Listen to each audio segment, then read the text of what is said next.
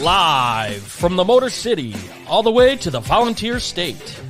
It's time for the Reckless Speculation Podcast, where we recklessly speculate the latest news in the world of sports. From college football to NASCAR, we've got you covered. And don't forget to stick around for the world-famous Bet Your Nuts, where we will give you your best bets to make the most money. Now sit back, grab your favorite drink of choice, and join Robbie Davis, Raj Mehta, Brandon Chain, and Tom Sloan. It's showtime. Welcome everybody. I'm Robbie Davis, and I'm here to host Reckless Speculation for the evening. We've got about an hour of entertainment for you guys, and looking forward to talking about some breaking news, some controversy, and actually a lot of speculation about what we're looking forward to.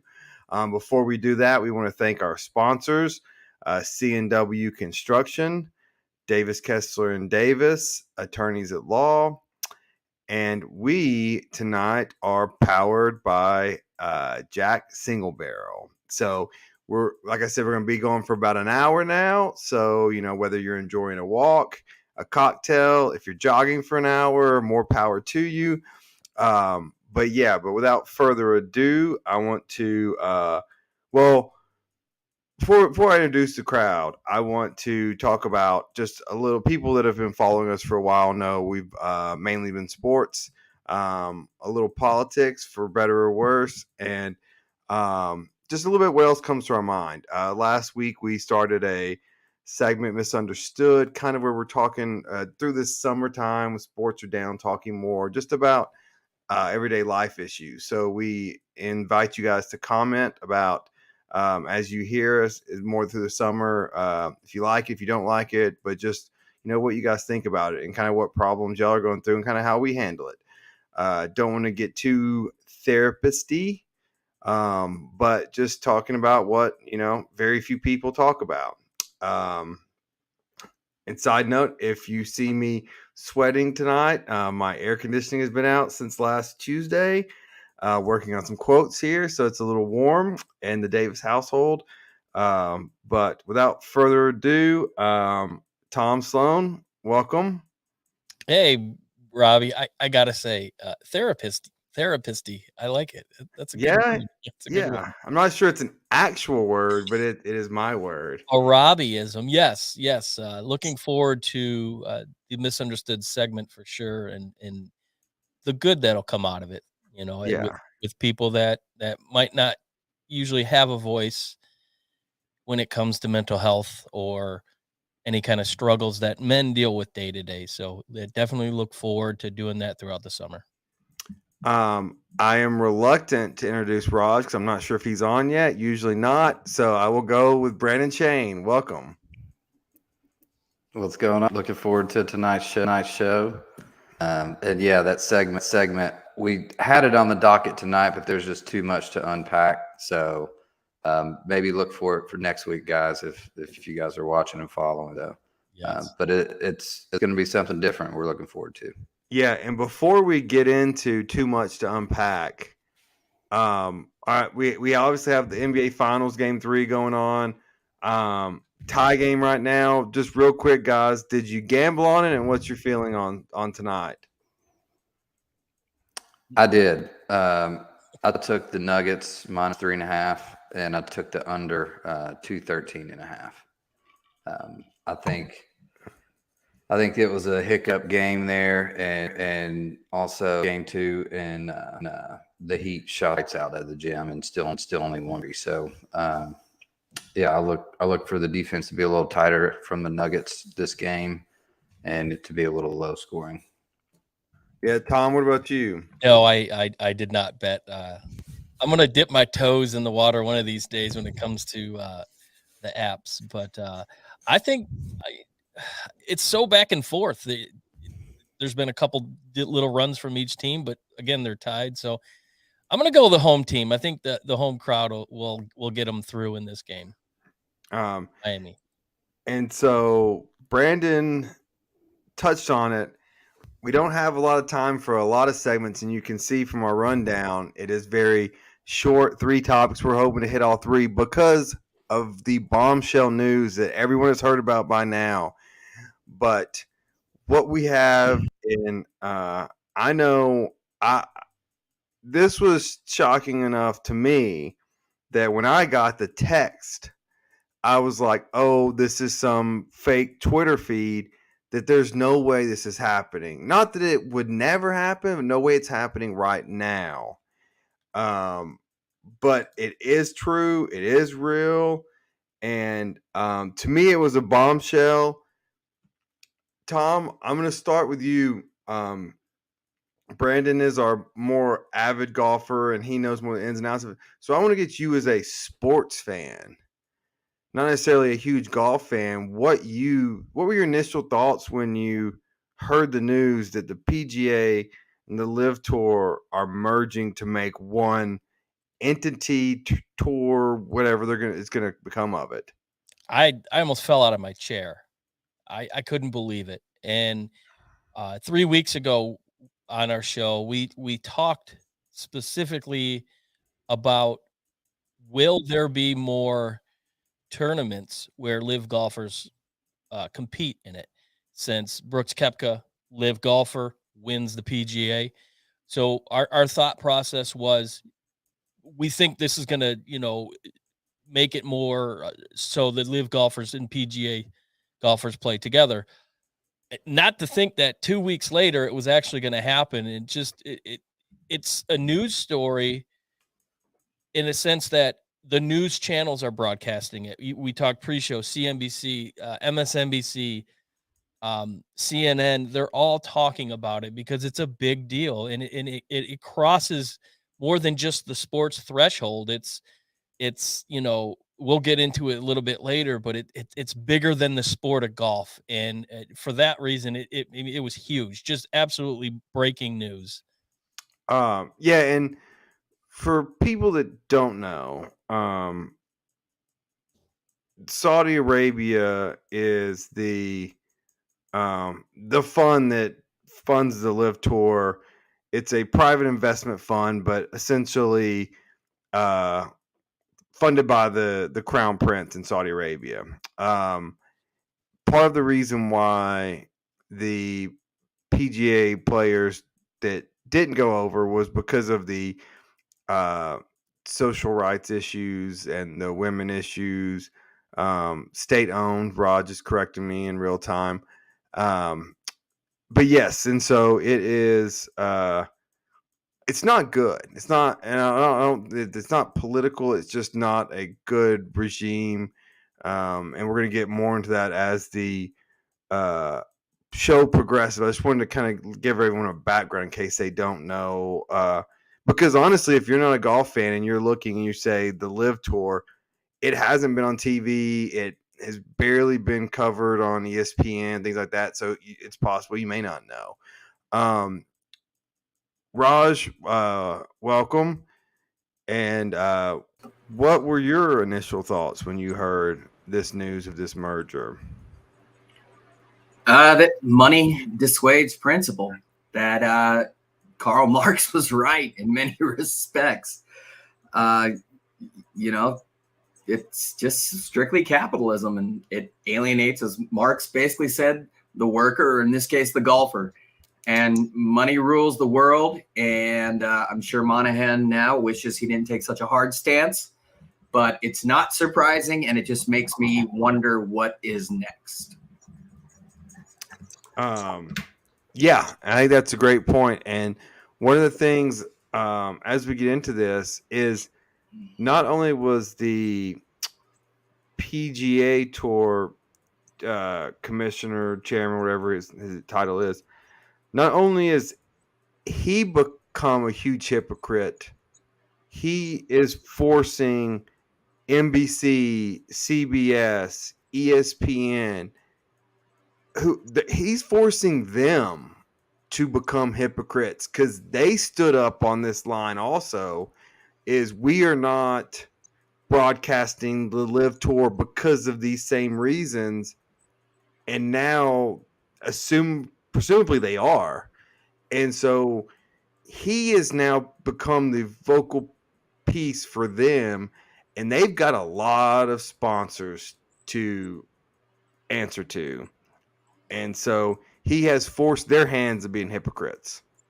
He asked guys like Rory and John Rahm and Justin Thomas to be the face of the new PGA, to stand up for what's right, to almost be patriotic in a sense. And then without consulting them, I can only presume and assume. Yeah. He goes and signs a deal where billions and billions that he gets paid, but those guys turn down all that money for, what is right, what is tradition, what is legacy. And it's just the ultimate sellout, man. And I don't know. It's maybe I'm morbid, but I'm just not surprised. Well, and going back to this, ABC, ESPN obviously is in Bristol, CBS, NBC, those are all in New York. And they all remember 9/11. And that was his stance about why they were whether right or wrong. That was the podium he stood on. And then now he's back. Now it's just like, well, the money's good enough, so here we go. It was wrong. I mean, it was ignorant. It was, if you have factual evidence to cite, that's one thing. If you state their sources are from here, blah, blah, blah. But I mean, it was a clear attempt at patriotism, false patriotism, really. And, take a stand with us, forget those guys. And then he turns around a year later after accusing, I mean, if you're a Saudi Arabian American, immigrant, come here, your kids are raised here, how do you feel after all of that? He just said some reprehensible things that were unfounded and unbased. And if there is truth there, it's not everyone as a whole. And long story short, it was just propaganda. And to sell out so quickly and sell out his players that took a stand with him, it's just awful.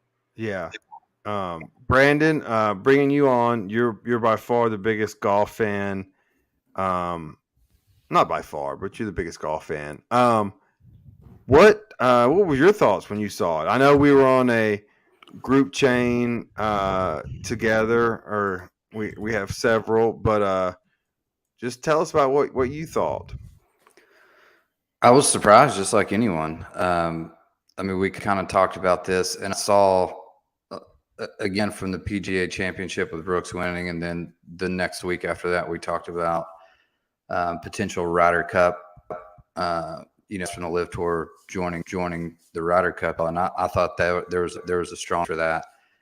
And you would think eventually something like this would happen.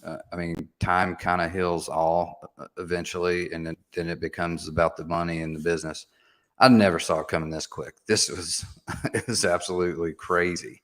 But one of the things I think forced the PGA's hand was all the lawsuit and being tied up in court, because they have an endless amount of money, the PIF, and they were just going to keep filing suits and drag this out in court and eventually bankrupt because they just couldn't keep up with that amount of funds and pressuring their sponsors to donate more, to make bigger purse. Like, it was just, they tried to play a strong hand, and they got bought out essentially. And actually, the first meeting I heard about today, they did not include Jay Manahan, which is the CEO of the PGA. It was a couple of board members and the representatives from the PI. So that was already in motion before Jay even found out about it, and then he sat down and had a few conversations. Dropped very, very, very quickly. Yeah, and the lawsuits is an interesting topic and kind of segue, because, for people who don't know, it's reported that this PIF fund has over $600 billion in it. So to put that in perspective, I said this on our chat. Apple, the world's most valuable company, has $55 billion in cash. So this fund is 10 times what Apple is. And when you're talking about law, so it doesn't matter whether you win lawsuits or lose lawsuits. You have to respond to lawsuits and you have to litigate lawsuits. And so when one side has this much more money and their intent is to take you down or to make your life hell, they can do it. And we'll get into this later, what this may mean moving forward for not just the PGA, but other sports. With that being said, Brandon, what does this mean for golfers on each side? The ones that stayed at PGA and the ones that went to the LIV Tour, now that they're coming back together, presumably. Man, it's a shit show.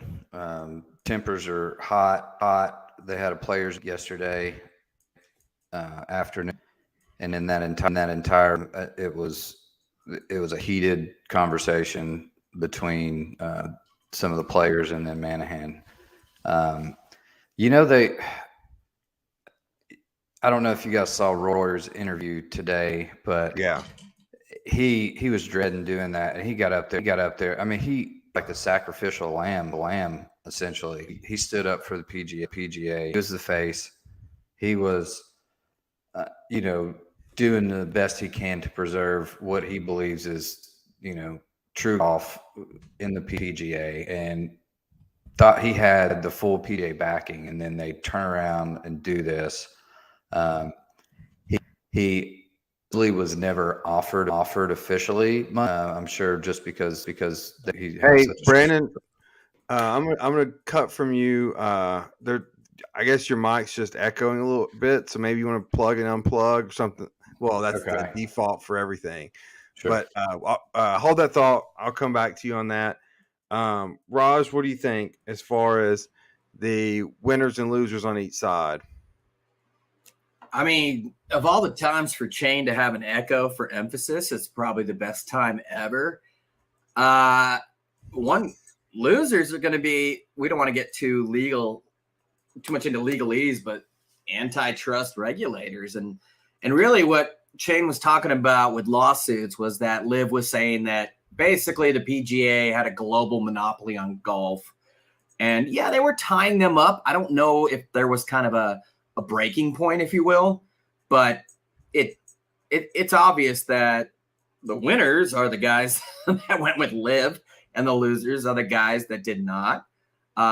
Sadly, a winner is going to be a guy like Monahan, who's the new CEO, while the PIF, the Public Investment Fund chairman, Al Rumayyan, I believe, is basically the guy who runs this show.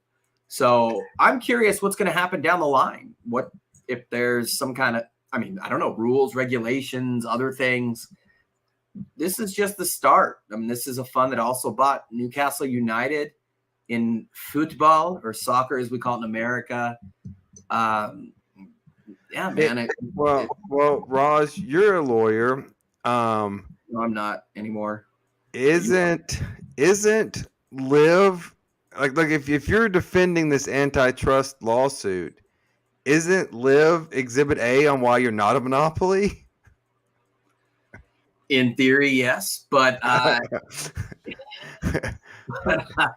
I was going to ask you about where these suits were filed and whatnot, and yeah, the irony of all of it is overwhelming, and I didn't want to get into the weeds too much, but yeah, I thought the same thing. I was just like going roundabout, like.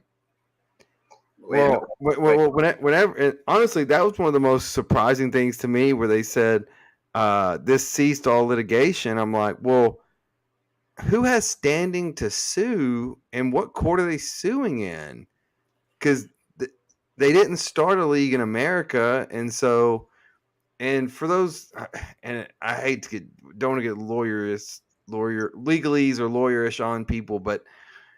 One, you have to have a harm done to you. It can't be a futuristic harm. It has to be a present harm.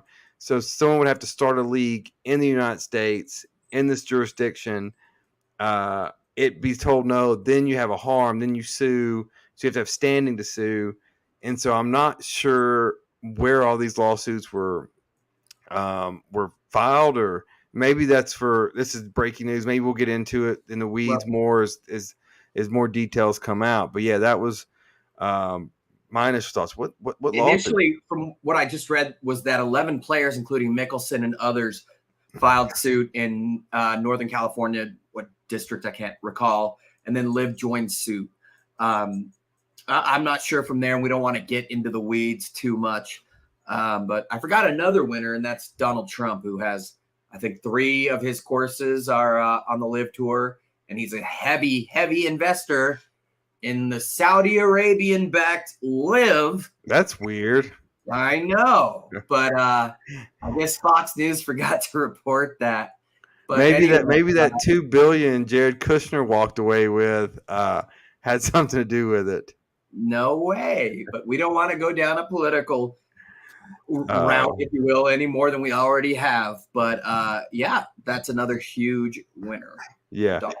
Tom, so and we talked about this in our pre-show meeting, and I put out this theory of where I thought the PGA really messed up, and that was not putting their foot down. So, and again, non-golf fans, the majors are independent of the PGA Tour. So the Masters is the Masters, US Open, the PGA, and the why am I blanking? Masters, PGA, the U.S. Open, and the British Open, or the Open Championship for my friends across the pond. Don't like to be called the British Open, just the Open Championship. So they're all independent. My theory is, the PGA should have said, "All right, it is either or. You're going with blood money, or you're going with us." And you pick and see what they did. They didn't put their foot down. They wanted to make sure the best players in the world was there. And I think that gave Koepka, who could this it's not a coincidence this happened right after Koepka won the PGA. Right. I think they tried to play hardball, but really softball. What do you think about that? Essentially, yeah. And their worst nightmare was a LIV golfer winning a major. Yeah. And basically proving to the world that these players are relevant, and seeing the reaction that they got, especially Phil. I think if you look at the biggest winners out of all of this, Phil Mickelson is at the top of the chain here, because the reaction he got just walking those courses, people were just screaming his name. They were cheering him. So I think the end game, the PGA thought that LIV would go away, and they just didn't. So LIV comes in there, or the investors go in there and pretty much squeezed them into a corner and forced their hand. And now you look at PGA is they're taking a lot of heat, rightfully so. And so I think if Koepka doesn't win 3 weeks ago, this conversation isn't even happening. So, I mean, PGA underestimated what LIV could actually do. Yeah. Shane, let's go back to you with a mic check, and let's see. Finish your thoughts. Is it good? Yeah, I think so. Am I good now? Yeah. Okay. Can you hear me? Yeah. No, so here's the other thing too. It's not actually a merger. All right. LIV Tour is still going to be separate, and they're still going to continue their own deal. What is happening is the PIF is forming a separate entity with, the PGA and gosh, I lost my train of thought on the other one. The third. There's a DGA or something like that. DO. I can't remember. Anyway, there's a D and a G in it. It's not dog, but it's DP something. World Tour. The DP. Yeah, DP World Tour. So those 3 are forming a separate for-profit LLC, new entity. And then the PGA is Jay Monahan. He's going to be the CEO and kind of hopefully control it. But that's what they're all saying right now, that, the PGA wants to control the money that's being thrown into golf, so they can adequately see where it needs to go and use it properly. So, that's the BS they're shifting right now. But let's be straight. PIF just bought golf basically. Yeah. And now they're creating a whole league. Now again, LIV merging, it's going to be, they're going to start having these players get full, come back into the fold, and play in a lot more tournaments. So we don't know the details at this point. There's a lot of speculation on how it's going to work out, but is it a mess? This kind of feels kind of like the NCAA when it was set up. Like, hey, there's a bunch of money. We're not really telling you how it works. Y'all just go play golf, and we'll look out for your best interests. Mm-hmm. I mean, and I'm sure you'll get to this, but think about the player did stay strong and back to PGA and take the money. And, yeah. Oh, I mean, yeah. that's Odds Sharks and Barstool both reported roughly $2.1 billion was left on the table from the PGA players, and it's yet to be seen what makes up with that.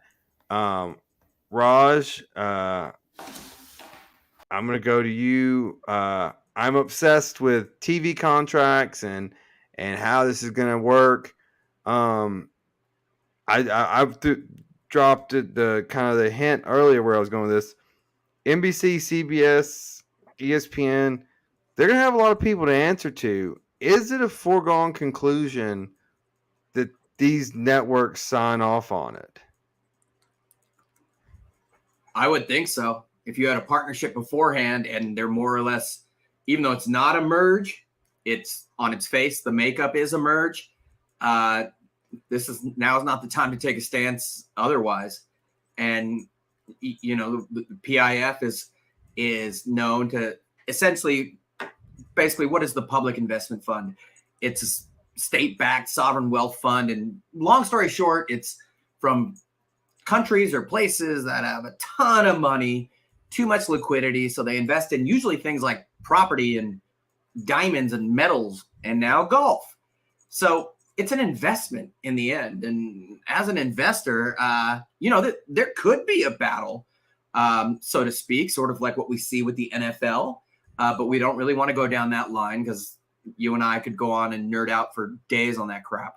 But if there's someone already with an existing contract to broadcast the PGA Tour, to broadcast golf, then I would think the same would continue. And when that contract is up, you better be ready to pay the PIF more money. Yeah. So if I'm hearing you correctly, you think the networks are just going to hide behind, we already had a contract, and that's going to be their defense, and just let the smoke clear for a while. That's what I would do. That's what I would do, but it's very interesting because a lot of networks, like you said, took a stand, like along with Monahan. And now how does that look? You can stream the LIV on the CW app, like right after Buffy the Vampire Slayer or some shit. I don't know. You're right. And it's a brilliant point. It changed the game for broadcast television globally. There's a lot to be determined, but obviously all the cards are on one side. Yeah. In one deck. Tom, what do you think? Any TV pushback? I think it's inevitable. Just seeing the response from most of the major news networks, I think there's going to be some backlash. Right. Like I said earlier, rightfully so, just because, what's the foundation of the investment, where is it coming from? The human atrocities that take place in Saudi Arabia, the women's rights that they don't allow, and the New York Times journalist Khashoggi, who MBS funded that murder. So there's a lot of, like I said earlier, there's a lot more to it than just the golf. So naturally, people are going to be up in arms about it. And I think I agree with Raj in a sense that the networks are going to say, we are already bound to the PGA contractually. So Yeah. they are going to use that as an excuse, but it's not going to hide the fact that people are still going to protest, and it could create a lot of unwanted attention that's not golf related. Yeah. Well, and I'm looking at ESPN specifically, who, as most people know, is owned by Disney. Mhm. Is it worth it? Is it worth it for them specifically? Because they have the Thursday, Friday of the Masters contract, Yeah. but they don't have the Saturday, Sunday. They don't have a lot of golf throughout the year. Like, is it or do they cut ties and just say, and if you like it or not, and we've talked about it before, if you lose that ESPN megaphone, people tend to go away from your sport. It's just factual. Well, you look at the NFL, for example. DirecTV had the Sunday ticket. We talked about this about a month ago. YouTube outbid them by $500 million. It all comes down to money. Yes. ESPN is going to want their hand open when the next contracts come to fruition, next TV deals come to fruition, when all these other networks are probably going to compete when it's all said and done. So they're going to want a chunk of that change. And I don't think ESPN goes anywhere.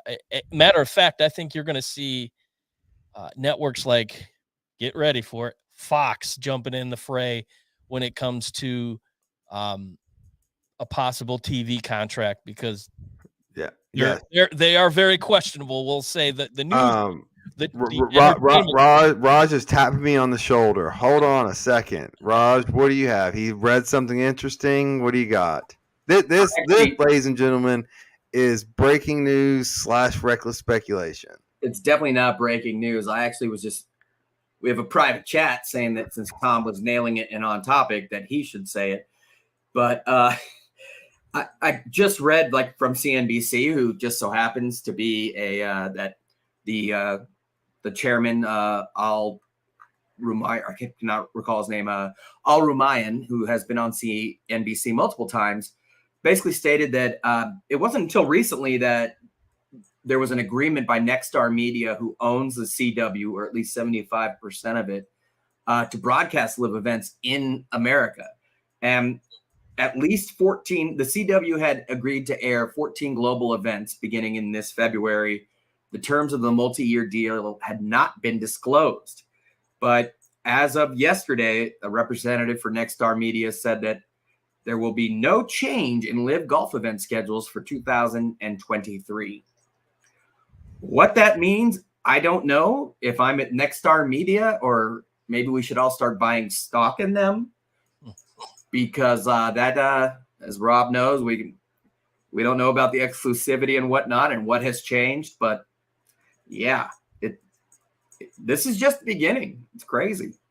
All right. So Raj, so you brought up monopolies, antitrust laws.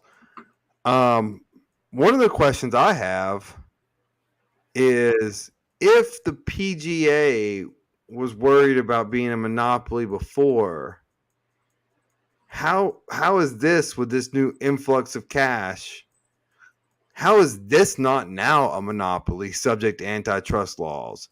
All you essentially did is there's one American tour, then there was a world tour. You combine them playing in America. If I'm one of the tour cards players that is going to lose my tour card now because the live players are coming on, why don't I sue and say this is a monopoly? Well, as Chain said, there's two things there. That, number one, nobody can challenge this type of money. And as you stated so eloquently, the law is expensive, not in what you see on TV, but in all of the paperwork. Number two, some people may say, well, what if the PIF chooses a basketball league or whatnot? Or in golf, in some other sports, the product is different. You can't dilute the NBA and expect to have a similar type of equation. Same with the NFL. Well, hold on. The Department of Justice can come in and file suit on behalf And so you're talking about two people with unlimited money. Correct. So that's where I think it's like there's an assumption that this is just going to go. I mean, if the Department of Justice wants, if they say, because look, and we will get to this. This is a trend that could get very scary. With this much money, and the DOJ's money is not unlimited. It's taxpayer money. Yeah. You're absolutely right. And then what about the international effects? What other countries are going to follow suit? Golfers are in essence independent contractors, right? We are going down a dangerous slope. You and I as dorks. I am not an attorney any longer. You are, but yeah, man, it's really fascinating how this is going to play out. I think it's key that these are individuals and independent contractors versus, maybe pro sports leagues. But this is just the beginning. That's all I can say. If only we had an actual smart attorney at our disposal that would come on and guest host or be a guest spot with us. But we'll save that for another day. I wish that guy would speak up right now. Shane, what do you got? Is your mic problems fixed? I think so. Am I glitching or sound bad or anything? No, I think the echo is done. Have you been able to listen, or was your computer shut down? No, I restarted the computer, so I didn't hear what y'all were talking about. So, just briefly, well, let's talk about this. You, Brandon, you're a golfer. You hang out in clubhouses. There's always the Golf Channel on. You're watching tournaments in there. Is there going to be an immediate drop off from both the hardcore golf people and just the casual fans, or is this going to be one of those things where, because I think Rory said it today, I'm pissed, but it is what it is kind of what his nutshell. Do you think that's going to be kind of the view, or is there going to be a dip, or what do you foresee? I don't think there'll be much of a dip. I think because everyone's going to be glued to figure out what's going on. I mean, because we don't even know what the structure of the new tour is going to look like yet. So until that comes about, I think people are going to be glued to, a random Tuesday afternoon Golf Channel to see if there's any updates and if they've made any progress. Me personally, I know I will. And yeah, I mean, Rory, he just looked defeated today. Yeah. Like Well, before we talk about, let's play the clip of Rory.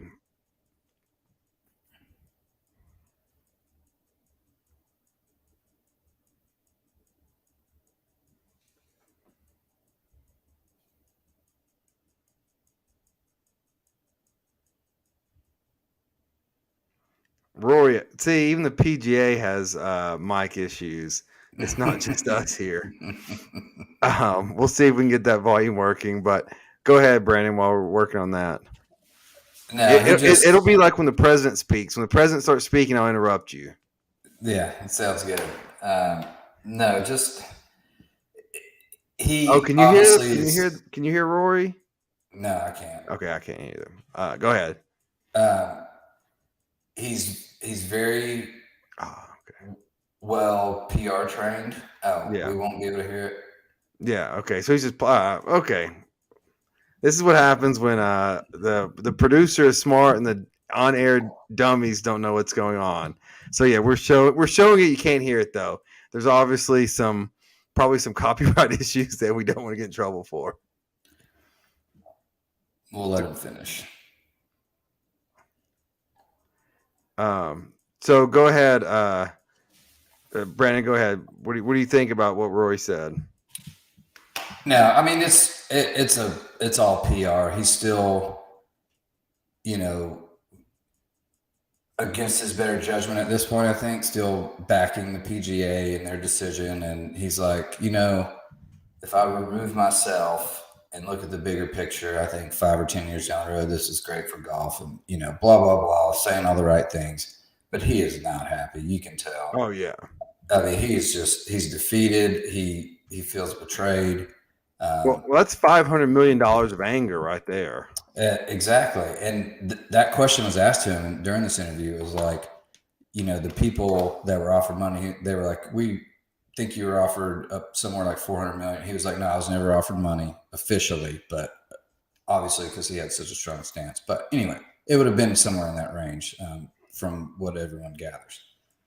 And someone said, well, don't you think people that turn down the LIV deal to back the PGA, should be compensated in some manner? And he said, short answer, yes, absolutely. He's like, but we don't know how that's going to happen yet. So he's going to be an advocate for that. Even Jay Monahan said today in his interview that he's going to work tirelessly to try and compensate those people that had that opportunity and stood with the PGA, and he's going to try and take care of them. But again, what does that do? It's only the elite golfers, and then these other guys that are hanging onto a tour card, they're going to get kicked off, and those are the ones that are the most pissed. Yeah. I mean, because they stayed and backed, and some of them could have got smaller contracts with LIV, $500,000, $1 million, whatever. And chose to stay. So, I mean, it's a big mess. A lot of stuff they got to work through. I mean, yeah, I agree. Like Rory's going to be fine. I mean, $500 million is never even a sniff at. Tiger's $800 million offer. They're fine. But yeah, I agree. It's the people that stayed for their principles, and they were told that they're never coming back. And then, all right, we're staying. We're on tour. We're grinding it, making 100,000, 200,000. Yeah, the LIV could have just paid them to fill out a team, maybe $1 million a year. We just need players to make this work, right? And they turn that down, and now they're losing their cards. They're back to golf pros, right? And it's like, where does it stop? How are you going to take care of those people? Because there could potentially be a lot of lawsuits, and maybe that's something they'll work out as some kind of settlement or whatever. So I want to bring everyone back on, and this is something that I just want us all to kind of think about and react to at the same time. There is an estimated $650 billion in this PIF fund. There's 30 teams in the NBA. In theory, this fund could offer each NBA owner $20 billion for their franchise and just buy the NBA. Yep. But the product matters still. I mean, the product is still. But they're buying all these contracts. I mean, the player point they could buy anybody, and we're getting way ahead of ourselves. But yes, it's a dangerous precedent. What you're saying is this is reckless speculation. Speculation. They could buy everyone, and the product will still be great, but there won't be any salary cap or whatnot, and the LA Lakers will have. Well, I'm just saying they can. I mean, like if this, like, and this is where I get into the antitrust, the DOJ. Like, this is what they've got to worry about, right? So you just got to convince 30 people who the LA Lakers are worth, say, $6 billion. You pay them over 3 times market value. You're kind of a fool not to sell, and you can buy an entire league on money that is still in. I mean, this is just this fund. It's endless money. But is that still a good investment for them? I mean, anytime you pay 3 times market value, usually that's not a great thing, but I don't know. Let me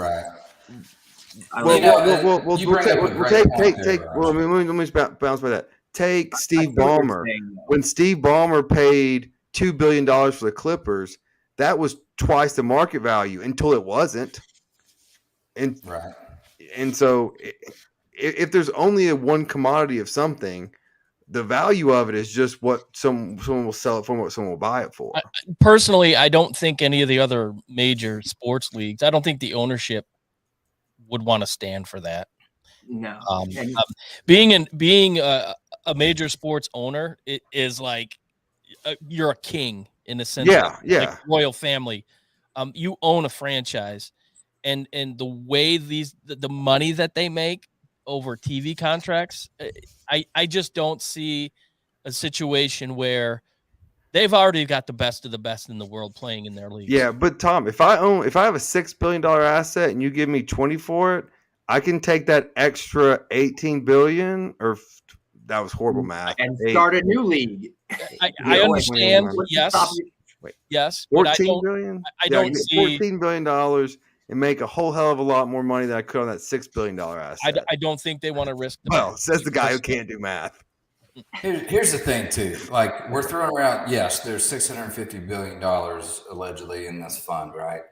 Not all of that's going to the PGA Tour. Yeah. So there's no structure on how much. There could only be 1 billion. We just don't know. Right. And let's not forget there's probably going to be some other outside investments into this new entity now because it's a for-profit.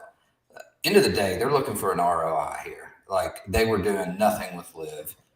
They got their foot in the door. They manhandled it with money, and now they're in. Now they're looking to make money at this. So I think they're not just going to throw everything at it and just unlimited funds. This isn't about regional loyalties like other sports and that type of thing. These are independent contractors, which is a great question you posed. Is how is this going to affect someone watching golf? Where I don't think somebody's going to take a hard line. I mean, most of my friends that watch a ton of golf watch it for, a comparative or learning of athleticism and skill. And they're a fan of that player. And a fan of the individual, the independent contractor, not, from the region or the city or whatnot. Umbrella. I understand what you're saying. And there's that probably will happen sometime down the line. But in terms of an investment, it's much easier when it's a game played by the individual, in my opinion, from both the Saudi perspective and that of the antitrust.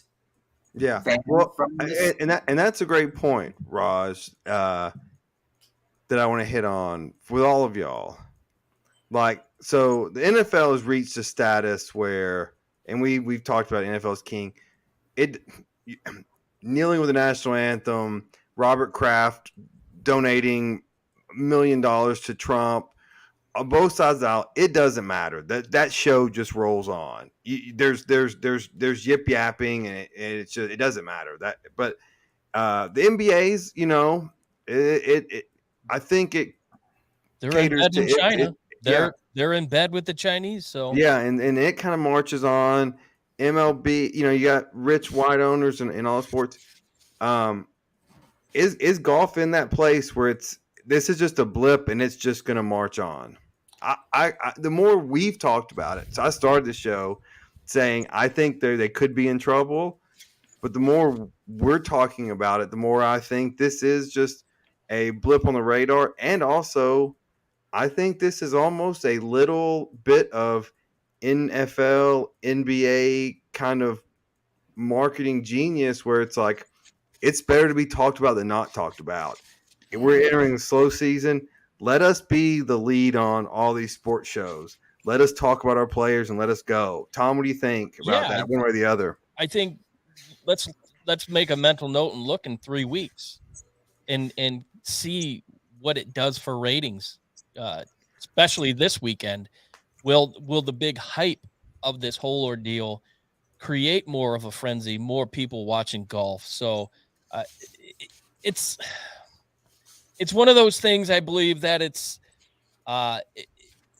bad news isn't necessarily bad news. It's their front page news. So I think for the game of golf, like Rory said, 10 years down the road, looking back, this is going to be a huge deal. I think more eyeballs are going to watch golf because they want to see what's going to happen and the interaction with some of the LIV golfers. So ultimately, I think this is going to be good for the game of golf.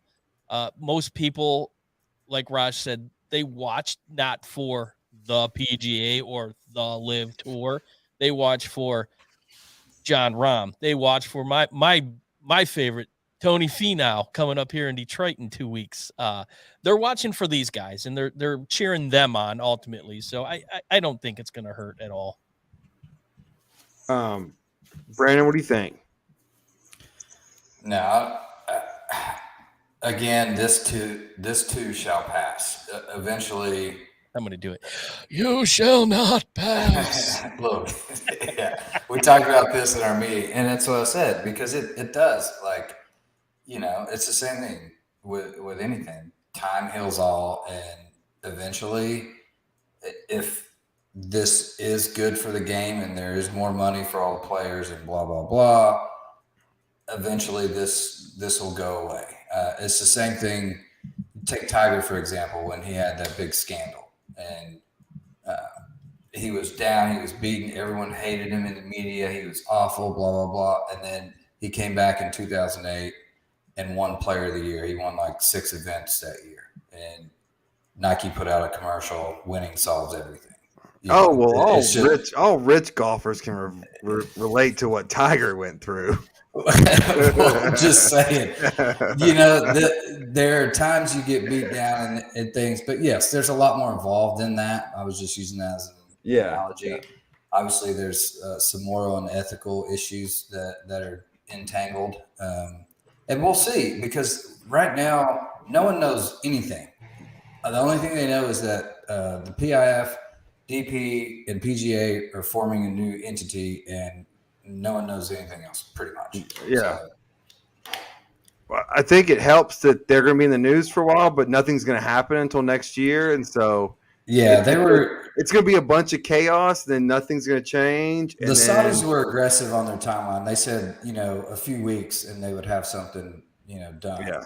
And Manahan, on the other hand, he's like, we're hoping to get it done by the end of this year. So I'm sure he's being conservative, so he didn't get any more scrutiny than he already All right, Raj. Rob, the Commanders sold for $6 billion.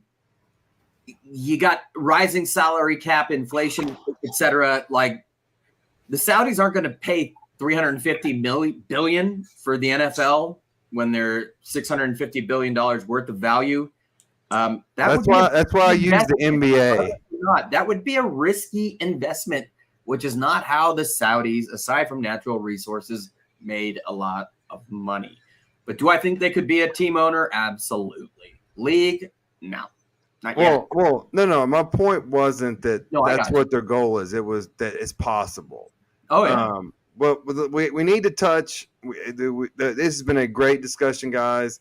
It is fascinating. It is interesting. Raj, you're a go-to basketball guy here. Well, Tom as well. But Raj, what have you made of the NBA Finals thus far? The Heat are down by 10 right now in the middle of the third. Give us just your take on the series so far, and what do you expect? It's kind of playing out the way I thought it would. I didn't know if Miami would win game 2, but the bottom line is they have so many things that have to go their way to win the series. They shot almost 50% from 3 compared to 39% for Denver. And really, in the end, it sounds crazy, but the basketball world knows that you got to make Joker a scorer. And he only had 4 assists in game 2. And already in this game, he's got 8 assists. And people say, well, why is that? Well, he was 16 of 28 from the field in game 2. That's 28 attempts, 28 times where the pace of the game slows, when Denver doesn't move the ball, when, again, tempo is not what Denver does. They are the ultimate zone breakers, with Miami playing the most zone, although slightly different than the prototypical. But they move the ball so well, and Joker is the best arguably ever at it, especially over 6'9", which is what Magic was. So when he can move the ball and he has assists and everything else, they win. And it's rare when they don't. Miami was trailing by 8 entering the fourth. Denver was 11-0 this playoffs, leading by 8 or more, and 37-1 when leading by 8 or more in the regular season entering the fourth. It took a crazy string of threes, Gabe Vincent being the guy really to make this happen. It was an anomaly. I think Denver's just too good and too balanced, thanks to the Joker, who is too good and too balanced. All right. Yes or no? Is the Stanley Cup final over? No. Okay. Tom, yes or no? Stanley Cup final, is it over or not? Vegas is up 2-0. Florida's pulled their goalie, looking a little rattled. What do you think? Well, history will tell you this series is over. I will bring up the stat here, right here. It's 87.2% of the time, the teams that go up 2-0 end up winning the series.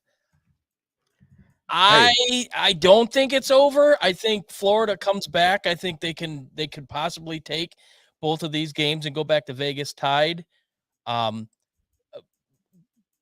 Vegas is going to win the series. Don't get me wrong. I think Florida makes it close. I said it before game 2. I didn't think Bobrovsky would have a bad game. He did. I think he needs his home fans. So the series isn't over, but it really is. Vegas. Shout out to Tom with the graphics. Brandon, Stanley Cup over or not?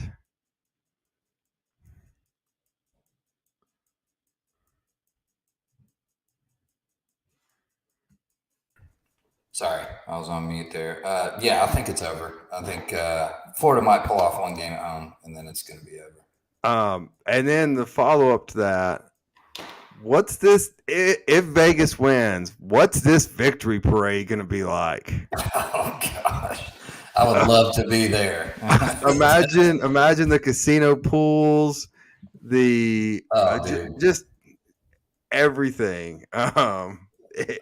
That would be incredible. Maybe we might have to fly out there and do. Yeah, like I think a reckless speculation live from the Golden Knights parade may need to happen. All right, so we got Bet Your Nuts segment coming on. So we'll cue up the Bet Your Nuts, give everyone a little time to get their pad and pencil together so you can write down and get rich. It's time for Bet Your Nuts.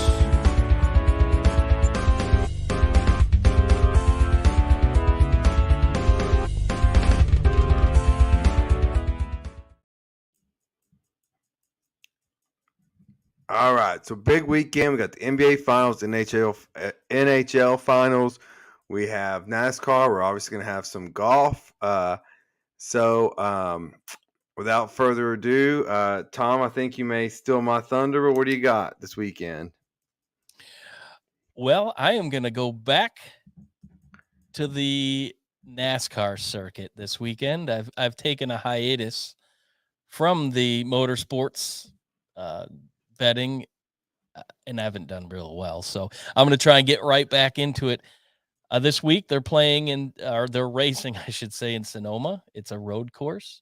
And who won the previous road course? That would be none other than Tyler Reddick. I'm taking Tyler Reddick plus 450 to win Sonoma. Okay. Well, I'm going to stay there. That you don't want to hear too much NASCAR. I'm going to stay there. So there are two main road course drivers. There's Tyler Reddick and there's Kyle Larson. I agree with you. Reddick's the favorite. I mean, Vegas agrees with you. Reddick's the favorite, plus 450. I'm going to take Larson just to be a little different and slightly better odds at plus 500. I think one of those two win, so I'll get a little better payouts. What I'm going with. Yep. Raj, what about you? But you love Larson, though. That's no secret. Yeah. I know I've been cold on NASCAR here lately, though. But yeah, so Raj, what driver are you taking? Nothing I love. I thought Denver would win this game. They were 3.5-point favorites. They're up 16 now. I'm really good at this. Vegas has Florida as a slight favorite at -120 tomorrow, and I'll take the Panthers. It's almost a push, and at home there's a lot of reasons why they lost their best defender, their bruiser, Radko, and early in the game 2, and they're a good home team. And this was a team that was down 3-1 to the Boston Bruins, who had the best regular season record in history, not to mention beating Toronto and Carolina, all 50-win teams. So I think Florida makes this a series, and I think they win tomorrow. And, I see this thing going 6. Other bet you're nuts I have is I will be divorced if I do not get a new air conditioning unit before Monday. You look a little red, bro, and usually it's from like alcohol, but that doesn't look alcohol red. Yeah, it's warm in here. I think it's like 84 right now. How many fans do you have going right now? Like 30? We've had to borrow fans from friends. It's been nuts. What about the dog, dude? You guys are mean. Yeah. Brandon, what do you got? I'm going to keep it golf related here since that was our highlight of the night. We're going to go to the RBC Canadian Open. Now, Rory is the favorite, but with all the attention and everything going on with him, I just don't see how he can pull it off, especially after last week. He was in the lead on the final day and just kind of choked a little bit. So I'm going to give you 3 bets here because golf is kind of like NASCAR, a little sporadic. You gotta really shoot your shot. I like Sam Burns here. Last 2 tournaments, he's been in 6th and 16th. His strokes gained have been 13.5 over the field from tee to green. So I like Sam Burns to win it. Also, I like Shane Lowry. He's at plus 1,800. Last 2 tournaments, he's tied 16th and tied 12th. About 10 strokes gained tee to green. And for a top 10 finish at plus 110 is Tyrrell Hatton. Dude has finished in the top 20 in his last 5 tournaments, and this is a weak field this week. So other than Rory and a couple of guys I mentioned, there's not a whole lot there. So I can see him finishing inside the top 10. All right, there we go. That's how you got to get rich, boys and girls. I'll start off with my final thoughts. Again, thank you. Well, final words. Here we go. Pause. Final thoughts again. As you can see, thank you to the producer. You can see all of his hard work. His Buc-ee's logo, his Miller Lite. He does almost all of the hard work that comes into producing the show. And thank you. Thank you, sponsors, and please like and subscribe. And thank you all for listening. We enjoy doing this for fun. And the cat getting arrested is always my favorite. But yeah, thank you guys for listening. And thank you guys all for your hard work. And I'll turn it over to you, Raj. Yeah, dude, I'd be remiss if not for our global program mentioning the fact that Messi is slated to join the MLS, dude. Like he has stated, yeah, I mean that's huge. It's insane, really, in many respects, to join Inter Miami. It's going to be akin, in my opinion, to what Beckham did in 2007, getting a shot at discounted ownership of the Galaxy. He's going to be able to basically be the PIF of the MLS. And yeah, they have a new deal with Apple TV. Rob, this hits on everything you love and nerd out about TV and monopolies and ownership. And it's pretty crazy, though. He's 35. He's coming off a World Cup. And he's going, I mean, Miami doesn't suck, but he's coming to the MLS, dude. That's crazy.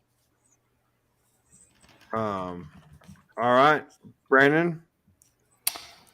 No, great show, guys. This was awesome. This was one of my favorite topics. Obviously, I'm a big golfer and a big golf fan. Not that you guys aren't, but love the show. It's very interesting, and I look forward to seeing how it transpires. I'm sure we will keep people updated through our podcast whenever we find out news and there's things to talk about. So, yeah, great show. Yeah, and this should keep us busy throughout the summer. Tom, Yeah. what do you got? My final words are hope. And that hope comes from Ellie Dela Cruz, Cincinnati Reds. I know this is a Shut up. is a bit of a dagger on this guy down here. No, I watched him in Chattanooga. I was gonna say that was my final thought was watch out for the Reds moving forward. But you have to like what you see from some of these young players coming up. These teams are taking chances. They're bringing these big time prospects up, and he's been nothing short of amazing. He hits a 483-foot bomb today. It comes 2 rows from going out of the stadium. He hit a big time double for his first major league at bat yesterday. This guy's all the hype, and he's backed it up. So looking forward to watching his career unfold. And yeah, you're right. I think the Reds they got something going. They're cooking up pretty good, but hope these young kids are going to save the baseball. Next time you're in Chattanooga, Tom, we'll take you to see the future Reds. Sure. Yeah. He was one of the best players quickly I've ever seen in person. Others being Joey Votto and Puig and Hayward. But yeah, he's the Buxton's in that list too. Buxton was good. Yeah, Byron Buxton was a great player, but this guy, his potential, his ceiling is immeasurable. Yeah. He's raw, incredible, insane. And all right, people, we kept you 7 minutes long, but I hope you enjoyed it. We will see you next week with a fresh set of topics, and thanks for watching. Thanks for listening to another episode of Reckless Speculation. Don't forget to follow us on Facebook, Twitter, TikTok, and YouTube searching Reckless Speculation. Catch us on Apple Podcasts, Spotify, or wherever you get your podcasts. We look forward to catching you right here next week with another exciting episode of Reckless Speculation.